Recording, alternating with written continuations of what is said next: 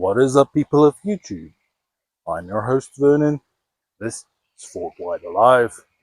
Let's fish that.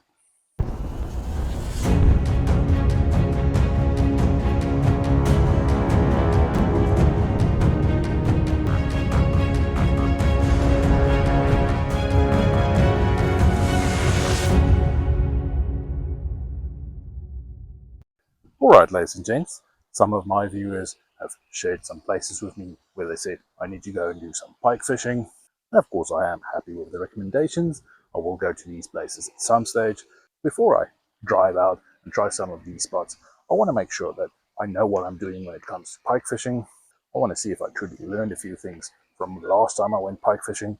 So for that simple reason, I came here to Fort Whyte Alive. We're going to be fishing around here today, trying to see if we can get some pike. So let's have a look at what we're going to be using. Alright, so for the pike fishing out there today, I'm going to be using some braided line. The most important thing when fighting these toothy critters is to have a little steel trace or metal leader. And that is what I'm going to be using out there today. Now, I have these traces when I went ocean fishing in South Africa. We used them, so hopefully this will be a first for today, getting something on a little steel trace. Also going to be using quite a lot of different spoons. I've also never actually caught any fish on these big spoons made for the pike, so I'm going to give that a whirl out there today. I also do have a second rod with me, also have a little metal trace on there, and the idea is going to be using different lures as well. I'm not just going to be using the spoons. I want to see if I can actually get on any pike out there today, so I have a few options to see what we can get on. But I also want to hear from you guys when it comes to using these little metal traces. What is the best type of trace to be using, especially for these clear waters? Do you go for a normal silvery metal or go for the black ones? Any help you guys can give me, go down in the comments and tell me what type of metal traces do you regularly use when trying for pike. The idea being pike won't be able to bite through these, but these are also rather visible. That is why I want to know what type of colors work best. Also tell me about length. I have a few short ones and some longer ones. What is the best length to be using out there when trying to find a fish? Alright, but that's the easy part. Now let's see if we can get any fish out there.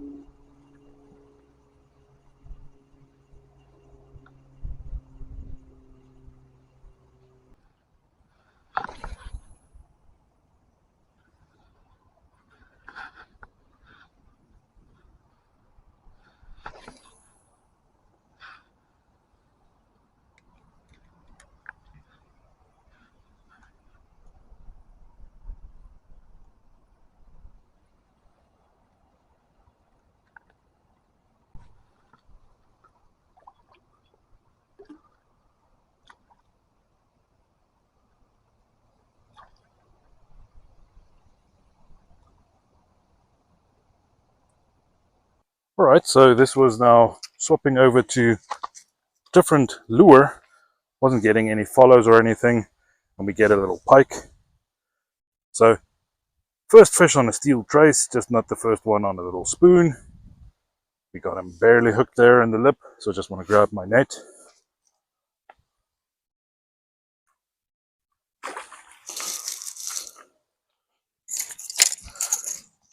This is a very skinny pike. Water levels are very low, but this is a very skinny pike.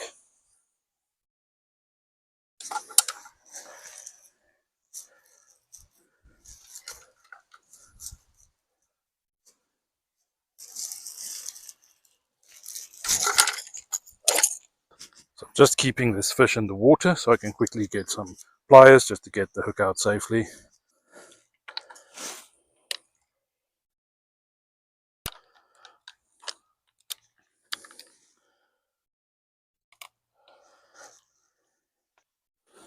It's a very long but extremely skinny little pike.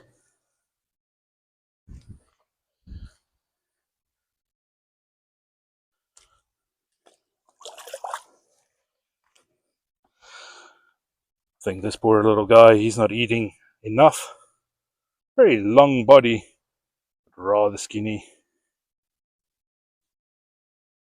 Get this poor guy back to the water. Get one last look at him.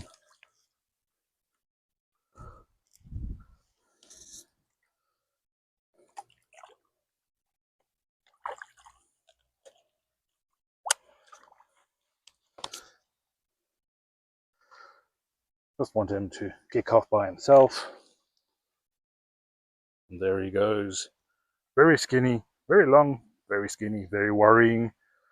Seeing a lot of fish jumping in the area, so there should be food around. I think there's something wrong with that one, but happy to have gotten on a fish. Now, as stated, I am using a metal trace here, but that was on a little lipless crank. Thought the silvery flashy colors might do the trick. Been casting around here, not had any luck on the spoon. So I'm thinking maybe I should change that spoon to a flashy silvery type of color. Cast it around and we got that little pike.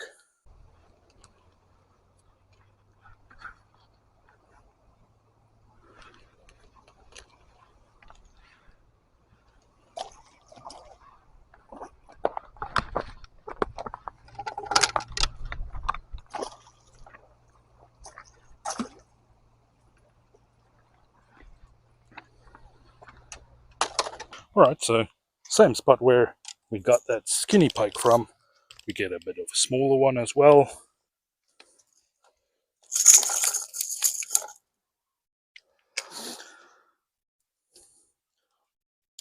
Right, so I'm just using the pliers to remove the treble hooks.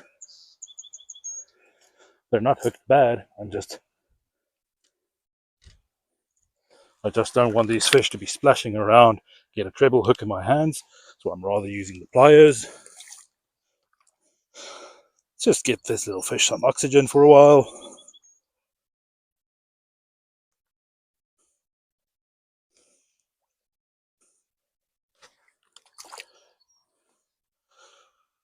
Lovely little northern pike, lovely colors on them, lovely patterns. Right, but this one does not look too tired, so I think he'll be happy to swim off.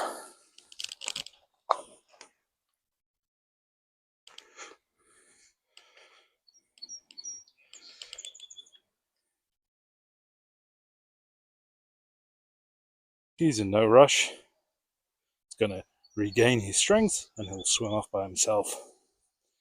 If I now try and move, he'll get spooked, swim off.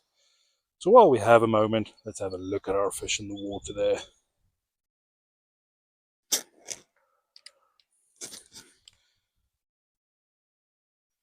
He thinks he's hiding beneath that cover. You can see his tail. You can still see his tail sticking out though.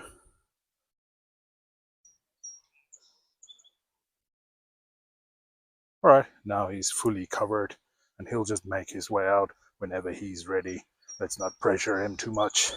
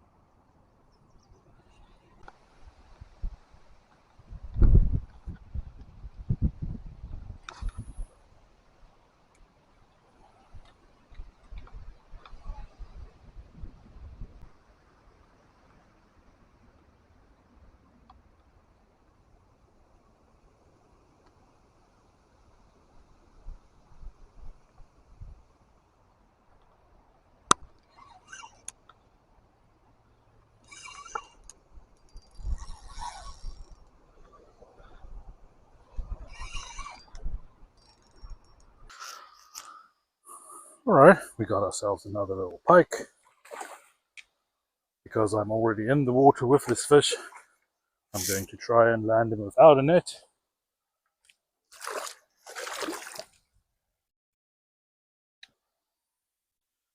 There we go, pike landed. Still using a little steel tracer, but on a little paddle tail. And casting that around and we get this fish.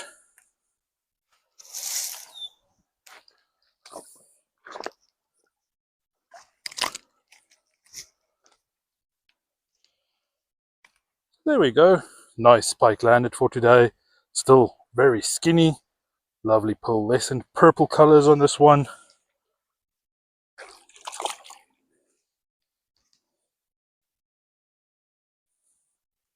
Don't know if you can see it on the camera, but the lovely red purpley colors on the scales on the sides there, and green on the top, silver in the middle. Lovely fish, lovely colorings on the tail. Rather toothy little mouth there. That's why you use the steel traces, because those teeth, they cut through the line quite easily.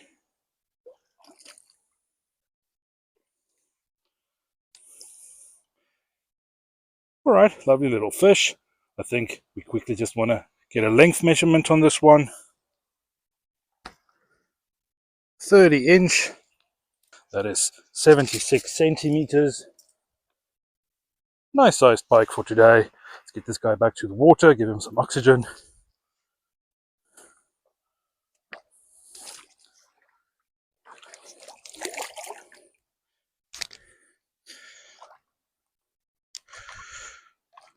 He seems all feisty, ready to go. So let's see if we can release him.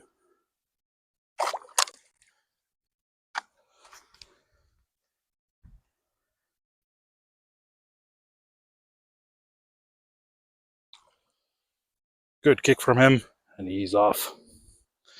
Like I said, that was a very slow move of the little paddle tail on the ground. Still using that steel trace, because if that fish grabs it, you don't have that, it will simply just cut you off.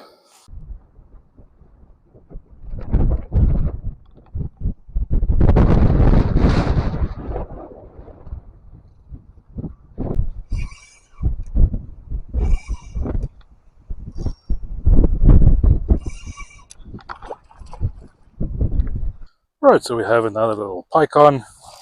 This is again on the little paddle tail. It's also rather windy, so I hope this microphone is doing its job. This is another small pike. Oh, and he just came off. At least we get to have a look at this fish. Came off right at my feet. Another little pike landed. Let's get him back. Strong kick, and he's off. That's the thing about using a barbless hook. It's easy for the hooks to pop out. But luckily, we got to land that fish. It's been quite a while of throwing around all sorts of lures, not getting any fish. So back to the little paddle tail, very slowly on the ground. And we got that one. Alright, ladies and gents, not all of the lakes here at Fort Whyte are allowed to fish in. I'm in one of the ponds that you're not allowed to fish in. Just wanted to find a place where a little sheltered from the wind. And I thought I'd just show you some different scenery, because you're not going to see me fishing in these ponds. Now, as far as today goes, pretty successful. I wanted to see whether I can catch pike, and we didn't lose any lures out there today. I lost one that I got snagged, but we didn't lose any fish. Didn't get any fish to bite our lines off, so we were successful with catching the pikes on our little wire traces, so all good. Now that last pike, that was actually called 12:15, so midday, we still got some fish. So just because it's late in the day does not mean you cannot catch fish. So even though Fort Whyte opens at 9, you can still catch fish during the day. Maybe just slow down your retrieves. Fish didn't want to chase fast moving things anymore. Slowing down was the key on getting some more fish. Alright, but I've gained some confidence in learning how to catch pike. I hope you give me a thumbs up for the fish we did get. Feel free to ask any questions down below in the comments. And if you're new to the channel, consider hitting subscribe, joining my community. Alright, but I want to thank you for following along on this one. Like always, see you next time.